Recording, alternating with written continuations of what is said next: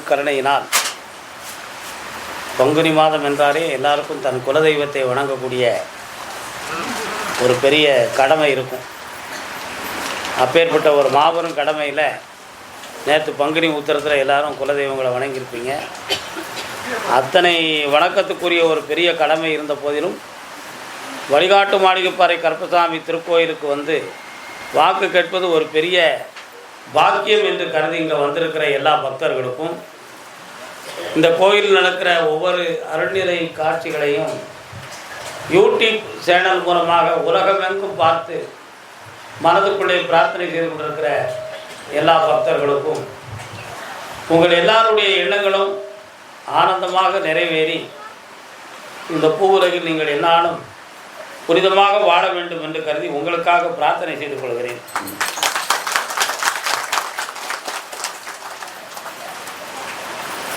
உள்ளத்தில் நல்ல உள்ள உறங்காது என்பது வல்லவன் வகுத்ததான்னு சீர்காழி கோவிந்தராஜன் பாடிய பாடலை நீங்கள் கேட்டிருப்பீங்க.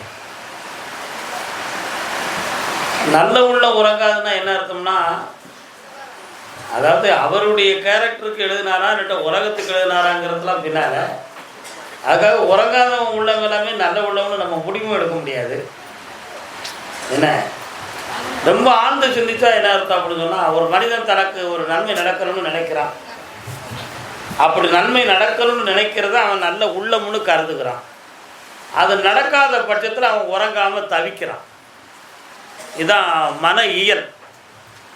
அந்த நேரத்தில் பீரிட்டு எழக்கூடியது நம்ம ஒரு நல்ல உள்ளமாக நம்ம நினச்சிருக்கிறோம், நமக்கு உறக்கத்தை கூட கடவுள் ஒரு குறைய வச்சுட்டார, நம்மளால் நிம்மதியாக தூங்கக்கூட முடியலையே அப்படின்னு நினச்சி ஒரு வருத்தம். மகாபாரதத்தில் ஒரு சில தத்துவங்களை சொல்லுவாங்க. யாருக்கெல்லாம் சரியாக உறக்கம் வராது அப்படிங்கிறதுக்கு ஒரு சில எடுத்துக்காட்டு சொல்லுவாங்க. அடுத்தவனை போல தான் வாழ வேண்டும் என்று ஒருவர் ஈடு கட்டி பார்த்தான் என்றால் அது நிறைவேறுவது வரை அவனுக்கு உறக்கம் வராது. அடுத்தவனை போல நம்ம வாழணும்னு ஒருத்தன் ஈடு கட்டி பார்த்தோம்னா அது நிறைவேறுகிற காலம் வரை அவனுக்கு உறக்கம் வராது. முதல் தத்துவம். அடுத்ததாக சொல்லுதாரு, தன்னை தவிர யாருமே உயர்ந்தவனாக இருக்கக்கூடாது, நாம் மட்டுமே உயர்ந்தவராக கருத வேண்டும், இருக்க வேண்டும் என்ற இருமாப்பு நெஞ்சுடைய ஒருவன் தன் எண்ணங்கள் நிறைவேறுவதற்காக தவிப்பான், அவனுக்கும் உறக்கம் வராது.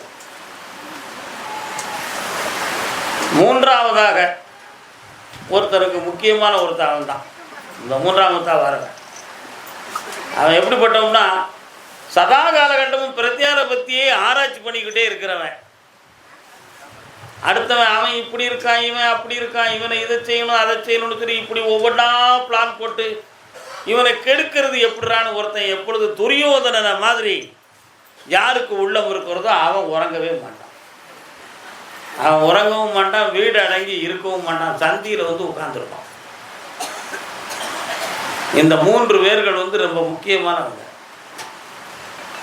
இந்த முதன்மையான ஒரு ஆளை நான் சொன்னேன், அடுத்தவனை ஈடுகட்டி வாழ்ந்தவன் உறங்க மாட்டாங்கிறது அது ஒரு வகையில் நியாயமானது. அவனை போல் நம்மளும் வாழணும் அப்படின்னு அவன் நினச்சான், அது நியாயமானது தான். ஆனால் அவனை கெடுக்கணும்னு நினைக்கல, அதனால் அது நியாயமானது தான். அந்த எண்ணம் இருக்கலாம், அந்த எண்ணத்துக்காக தவறு செய்து விடக்கூடாது என்பதை உணரணும். ஒன்று. அதே மாதிரி பிரத்தியாரை ஈடுகட்டி வாழ்ந்ததை பற்றி நம்ம சொல்லுதோம். நமக்கு நிறைய எண்ணங்கள் நிறைவேறணும், தான் மட்டுமே உயரணும் அப்படின்னு நினைக்கிறத எல்லாரும் நினைச்சாங்கன்னா அது ஒரு பொதுமையான தத்துவம். அது எப்படின்னா, ஒவ்வொரு தனி மனிதனும் இந்த உலகத்தில் திருந்திட்டோம்னா இந்த உலகமே திருந்திடும்னு விவேகானந்தர் சொன்னார்.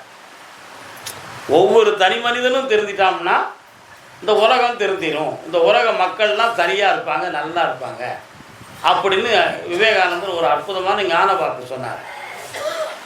அது மாதிரி தான் நல்லா இருக்க வேண்டும், தான் நல்லா இருக்க வேண்டும் நினச்சி தனக்குள்ளே அறிவோட முயற்சியை செய்து உழைப்பை செய்து அறிவால் உணர்ந்துக்கிட்டோம்னா எல்லாருமே தெளிவாக உயர்ந்துருவான். ஆனால் பிரத்தியாரை பற்றிய சிந்தனை அவனுக்கு வர்றதுக்கு வாய்ப்பே கிடையாது.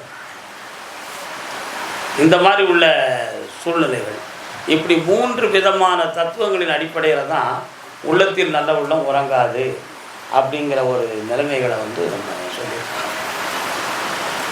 மனிதன் வந்து தன் தேவை நிறைவேறணுங்கிறதுக்காக என்ன வேணாலும் செய்யலாம் அப்படிங்கிற ஒரு முடிவெடுக்கக்கூடியவன் ஒரு பகுதி இருக்கான். எதையாவது செய்து நம்ம முன்னேறிடணும், நம்ம தேவையை நிறைவேற்றிடணும்னு நினைக்கிறவனும் ரெண்டாவது பகுதியாக இருக்கான்.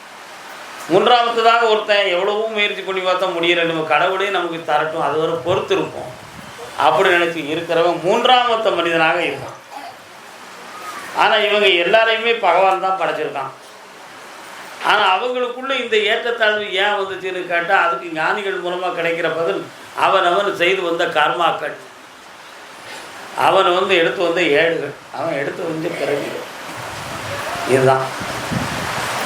இது வேறு மாதிரி ஆழ்ந்து சிந்தித்தோம்னா யார் குற்றவாளி, மனிதன் குற்றவாளியா இறைவன் குற்றவாளியாங்கிற கேள்வியில் கொண்டு போய் விடும். அந்த அளவுக்கு ஆராய்ந்து பார்க்காம எடுத்த பிறவியை நிறைவேற்றுவதற்கு நம்ம என்ன செஞ்சால் சரி வரும் அப்படிங்கிற விஷயத்தை மட்டுமே நம்ம வந்து பக்குவம் கொண்டோம்னா நம்ம கடமைகளை கரெக்டாக செய்யணும். நம்ம கடமைகளை செய்த பின்பு நாம் கடவுள் மேலே சரணாகதியாக இருந்தோம்னா எல்லா விஷயமும் நடக்கும். இது ஒரு மூட நம்பிக்கை கிடையாது, இது வந்து உண்மையானது. இந்த உண்மையானதுன்னு சொல்லும் பொழுது எதெல்லாம் உண்மை? ஒருத்தனுடைய வாழ்க்கையில் வந்து நடந்து கொண்டு இருப்பது, நேருக்கு நேர் நடப்பது உண்மை, நடந்து போகிறதும் உண்மை, நடக்க போகிறது மட்டும்தான் உண்மையா பொய்யான்னு ஒரு கேள்வியாக இருக்கும். ஏன்னா அவனுடைய அறிவுக்கு சிற்றறிவுக்கு எட்டாது. இனி நாளைக்கு இது நடக்கணும், ஆனால் அது நடக்குமா அது நடக்காதான்னு தெரியலையே அப்படின்னு தவிப்பான். அவன்தான் கேள்விக்குறிக்குரிய மனிதனாக மலர்கிறான்.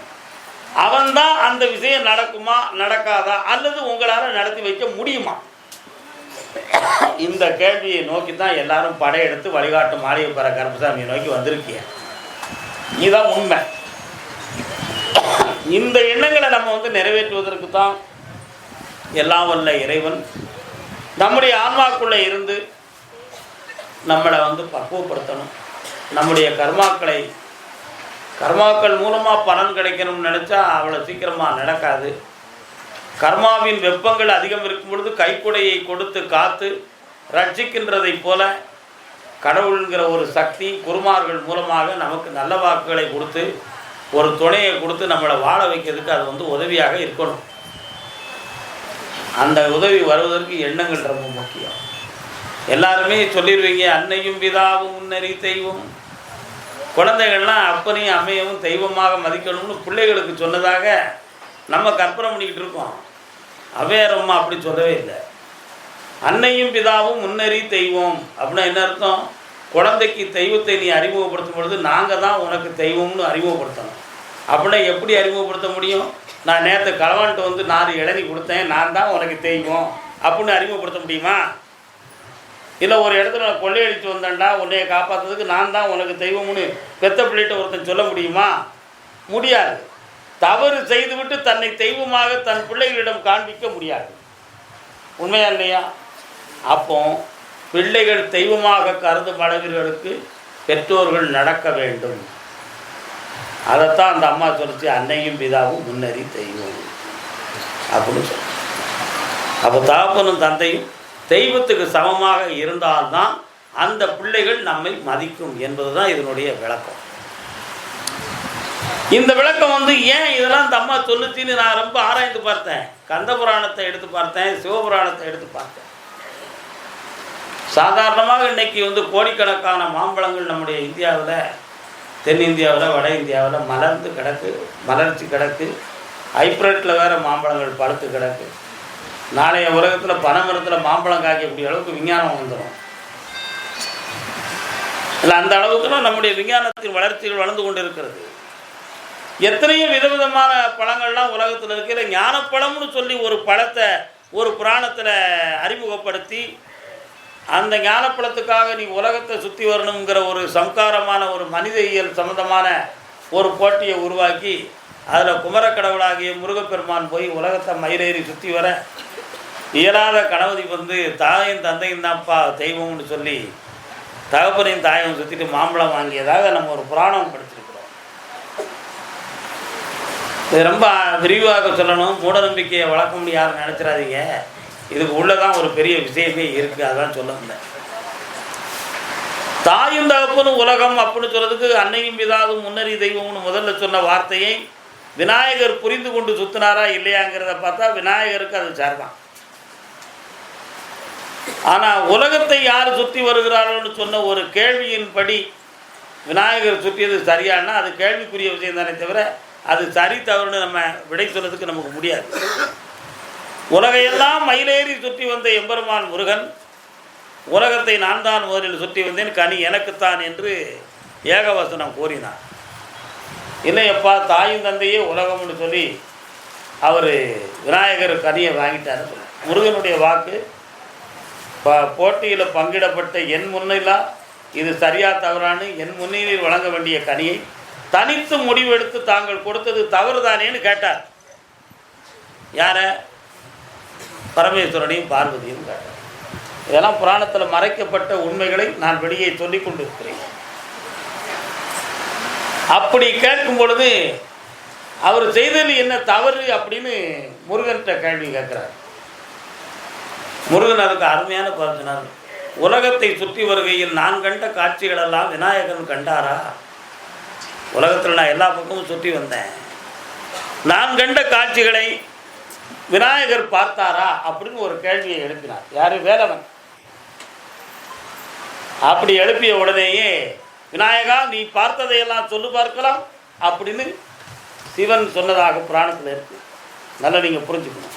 முதல்ல சொன்னார் பரமேஸ்வரனும் பார்வதியுமே உலகம் என்று சுற்றி விட்டார் அப்படின்னு சொல்லிட்டார்.